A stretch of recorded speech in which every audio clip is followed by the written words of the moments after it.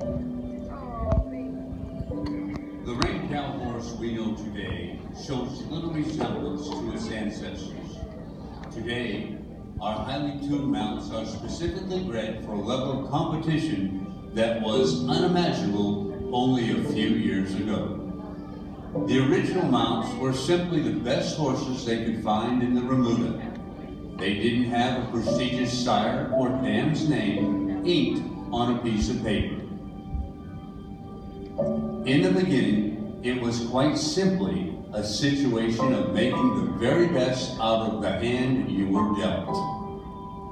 But due to the desire and dedication of many people who wanted to see the traditional rein cow horse thrive and progress with time, an industry was created. And tonight is their night to be honored.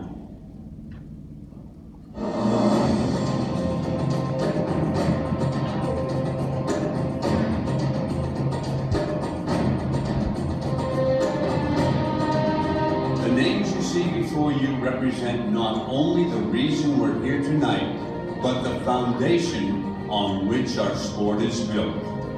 These are the members of the National Ring Cow Horse Association's Hall of Fame and Hall of Merit. In 1949, a group of 27 men and women met to discuss the possibility of forming an association dedicated to preserving the Spanish vaqueros method of horse training. These 27 founding members came together with a clear purpose. The vaqueros had mastered the art of training the finest cow horses in the world, and they knew those methods needed to be honored in order to survive.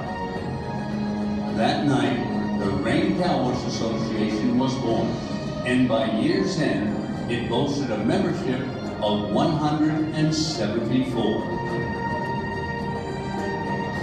The number of competitions and membership grew at a steady pace, and in 1970, the first snaffle bit fraternity was held, raising even more interest in the quickly growing sport.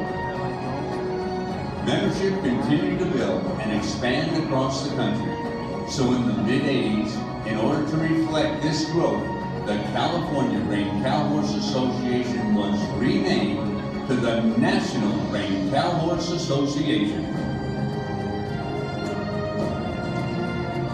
But this success didn't come without dedication, commitment, and hard work of many individuals.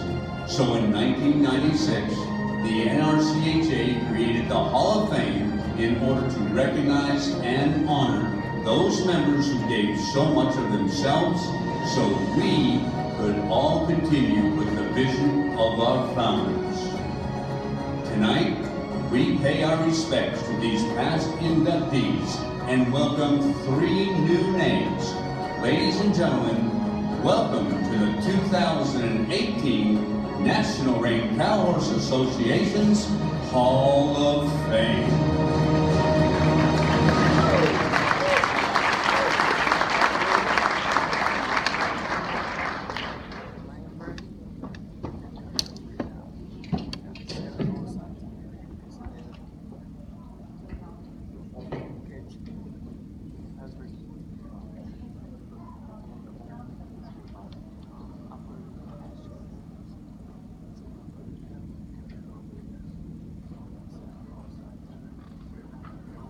Ladies and gentlemen, will you please welcome Don Mr. Nice Guy Conicelli to the National Rein Cow Horse Association's Hall of Merit.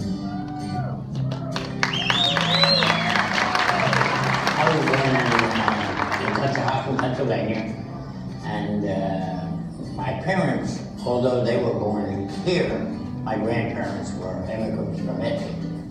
And I went to Conicelli High School, graduated in 1950, then went to Villanova. Villanova was $240 a semester then. Give you an idea how long ago that was.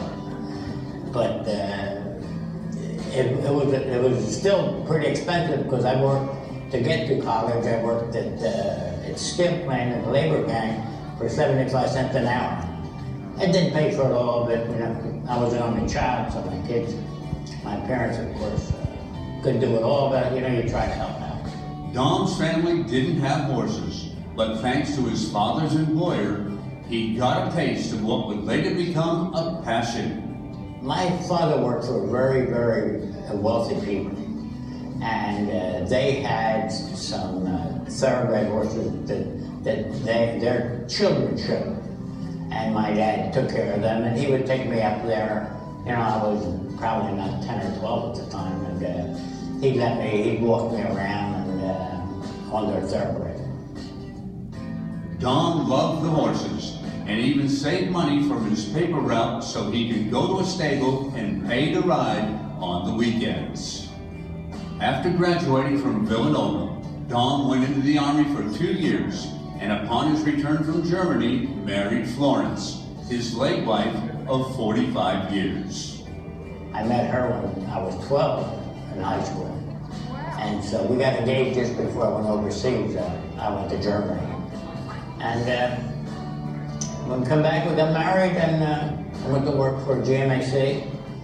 After 7 years with GMAC, Dom realized he was going to have to go out on his own if he wanted to be successful. And that's exactly what he did. I left General Motors when I was 30, and then like I said, I brought $5,000 over money, and I was broke. I can't tell you the number of times I wish I was back with General Motors.